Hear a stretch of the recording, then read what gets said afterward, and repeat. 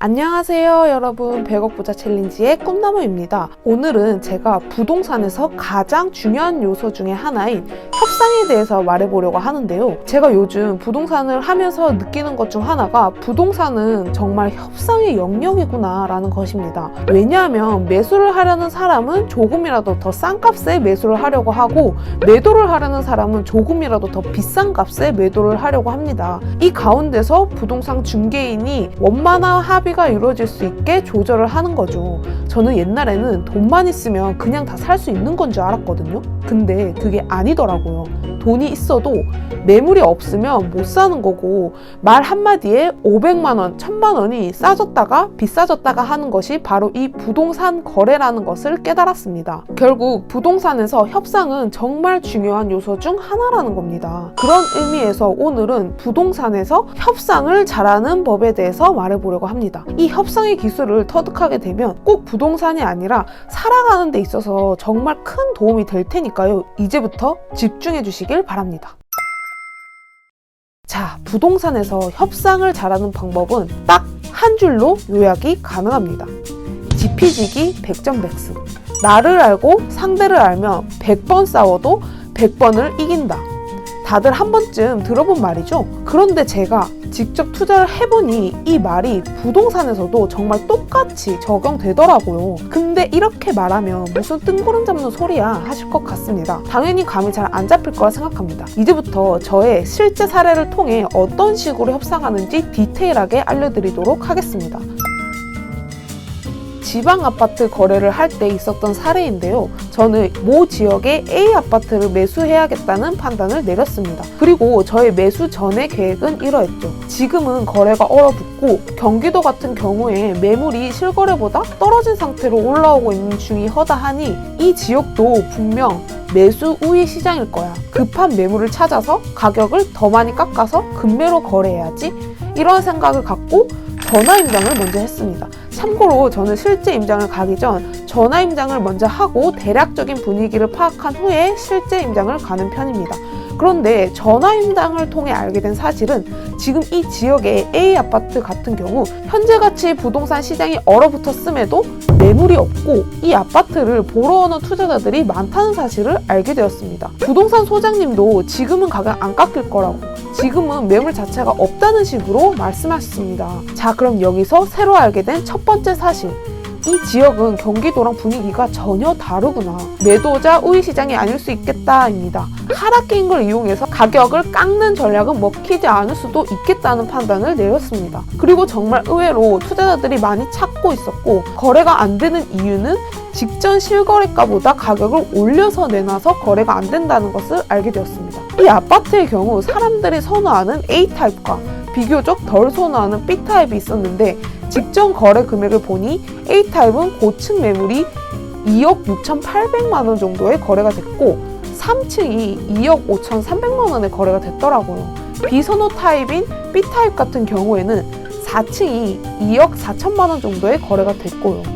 A타입과 B타입의 가격 차이가 엄청 크지는 않지만 그래도 확실히 어느 정도 가격 차이가 있다는 것을 알 수 있죠. 그리고 매물로 나와 있는 거래 가능한 매물이 A타입의 7층 아파트였는데 2억 7천만 원에 올라가 있더라고요. 저는 실거래 고층이 2억 6,800만 원에 찍혀 있는 거에 비해 여기는 7층인데 2억 7천만 원에 올라와 있으니 좀 비싸게 나와 있다는 생각을 했습니다. 그래도 저는 일단 이 매물이라도 한번 직접 봐야겠다 싶더라고요. 그래서 저는 중개인분에게 이 매물을 보러 주말에 가겠다고 했더니 글쎄 주말에 세 팀이 이미 대기 중이라고 하더라고요. 그리고 먼저 매수하고 싶으면 평일에 내려오라고 하더라고요. 자, 분위기가 어떤지 대략 느껴지시죠? 근데 저는 평일에 절대 못 내려가는 상황이었거든요. 결국 이 매물은 어떻게 되었을까요? 네, 집 주인이 그냥 매물을 안 판다고 걷어가시더라고요. 저번 달 고층 매물이 2억 6,800에 팔렸고 이건 7층 매물임에도 불구하고 2억 7천에 올렸음에도 그냥 안 판다고 하시더라고요. 나머지 매물은 완전 저층, 1층, 2층밖에 없었고 저는 저층은 최대한 피하는 편이거든요. 서울, 경기랑 다르게 솔직히 지방 소도시의 경우 수요가 한정적이기 때문에 저층은 더 잘 안 팔리겠죠. 팔 때 생각하면 저층은 잘 손이 안 가더라고요. 그래도 저층이라도 매물이 엄청 저렴하면 사겠는데 저층임에도 전혀 가격이 저렴하지 않게 나와 있었습니다. 그렇게 몇 날 며칠을 계속 기다리다가 극적으로 A타입 고층 매물이 2억 6,500만 원에 나왔더라고요. 그래서 바로 연락을 드렸더니 이분이 6월 전에 아파트를 매도하고 싶어 한다는 걸 알게 되었습니다. 그래서 조금 저렴하게 내놨더라고요. 근데 집 상태도 괜찮고 확장도 되어 있더라고요. 참고로 구축 아파트의 경우 확장된 아파트와 확장 안 되어 있는 아파트의 차이가 꽤 큰 편입니다. 그런데 한 가지 단점이 있었는데 바로 안방 베란다에 곰팡이가 슬어 있었습니다. 사진과 같이 꽤 심한 편이었는데 보통 사람들이라면 이런 집을 매수를 꺼리는 분들이 많은데 저는 오히려 기회라고 생각되었습니다. 바로 가격을 깎을 기회라고 말이죠. 왜냐하면 이런 곰팡이는 베란다 탄성 코트를 하면 되거든요. 또 보시면 화분을 키우고 있기 때문에 화분으로 인한 곰팡이로 예상되었습니다. 근데 만약 곰팡이가 아니라 누수면 어떡하지? 라고 생각하실 수 있는데 누수여도 보시면 위에서부터 곰팡이가 이렇게 내려오고 있는 걸로 보이죠? 그럼 보통 이런 경우 윗집에서 타고 내려온 누수일 확률이 높기 때문에 이런 경우 윗집에서 다 배상을 해주어야 합니다. 또 매수 후에 6개월 내에 누수가 생기면 매도자가 배상해야 합니다. 자, 그럼 여기서 중요한 건 탄성 코트 가격이 얼마냐겠죠? 대충 알아보니 한 40만 원에서 50만 원 정도면 무난하게 하더라고요. 그런데 이걸로는 가격을 얼마 못 깎겠다 싶어서 집안을 좀 더 꼼꼼히 봤습니다. 그리고 보일러실로 갔는데 역시나 보일러도 한 번도 교체를 안 했더라고요. 보일러는 보통 10년 정도 지나면 하나 둘 문제가 생기고 교체 시기가 되거든요. 그런데 지금 이 아파트는 2009년식 구축 아파트였고 보일러가 딱히 고장나지 않아서 교체하지 않은 경우였습니다. 보통 보일러도 교체 비용이 크게 들지는 않거든요. 한 70만 원에서 90만 원? 이 정도로 알고 있는데 그럼 두 가지를 다 합쳐도 수리비가 한 120만 원 정도 들겠더라고요. 이것 외에는 30평대 집에서 집주인이 혼자 거주해서 그런지 상태는 깨끗했습니다. 딱히 더 수리가 필요한 부분은 없더라고요. 그런데 저는 집을 보고 난 후 소장님께 말씀드렸죠. 아까 보니 베란다 탄성 코트도 해야 하고 보일러 교체 시기도 다 됐으니 이걸 빌미로 잘 말씀드려서 1,000만 원 정도 깎아달라고요. 당연히 소장님은 펄쩍 뛰면서 무슨 1,000만 원이냐, 그거 교체하는데 얼마 안 하는데 지금도 매물 없는데 그냥 사는 게 낫지 않겠냐고 하더라고요. 또 10억짜리 매물 1,000만 원 깎는 거랑 2억짜리 매물 1,000만 원 깎는 건 차원이 다르다고 말씀하시더라고요. 저는 그래도 깎아달라고 했고 결국 소장님은 제가 말한 조건들을 잘 말해서 500만 원 정도를 깎아오셨습니다. 저는 지금 분위기에서 이 정도도 충분하다라는 생각이 들었고 결국 매수하게 되었죠. 탄성 코트는 견적을 30만 원에 받았고요. 보일러는 사실 현재 잘 돌아가니 굳이 교체할 필요가 있을까요? 네, 당연히 교체하지 않았습니다. 저는 결국 A타입 남향 고층을 2억 6천만 원에 매수했습니다.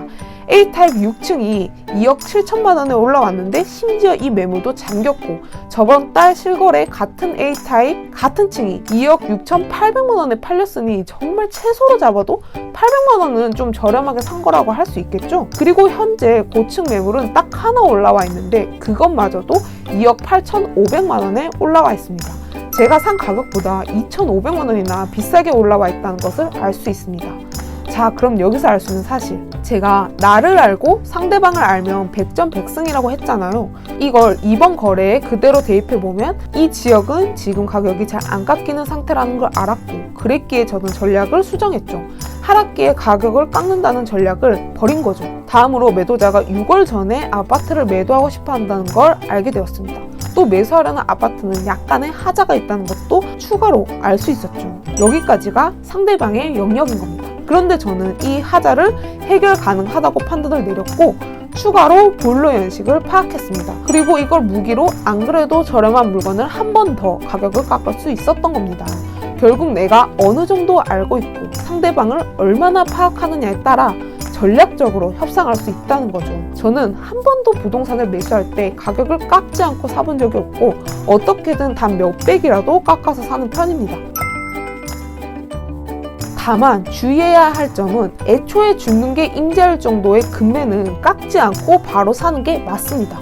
또 매수하는 시점, 지역의 분위기에 따라 이런 전략들이 안 통하고 줍는 게 임자일 정도로 분위기가 뜨거울 때가 있습니다. 이럴 때 부동산을 매수하게 된다면 당연히 가격 협상이 쉽게 이루어지지 않겠죠. 결국 시장의 분위기를 파악하고 내가 어느 정도 협상을 볼 수 있고 상대방의 심리를 파악하는 게 그만큼 중요하다는 겁니다. 저는 이러한 협상의 전략은 비단 부동산뿐만 아니라 살아가는 데 있어 굉장히 유용하게 작용한다고 생각합니다. 어떤 계약을 맺는다거나 할 때 내가 좀 더 유리한 방향으로 계약을 이끌어 간다던가 하는 식으로 말이죠. 추가로 저는 현재 월세로 살고 있는데 저는 한 번도 월세를 정가로 살아본 적이 없습니다. 단돈 5만 원이라도 어떻게든 깎아서 들어갔고 보증금도 같이 깎아서 들어갔습니다.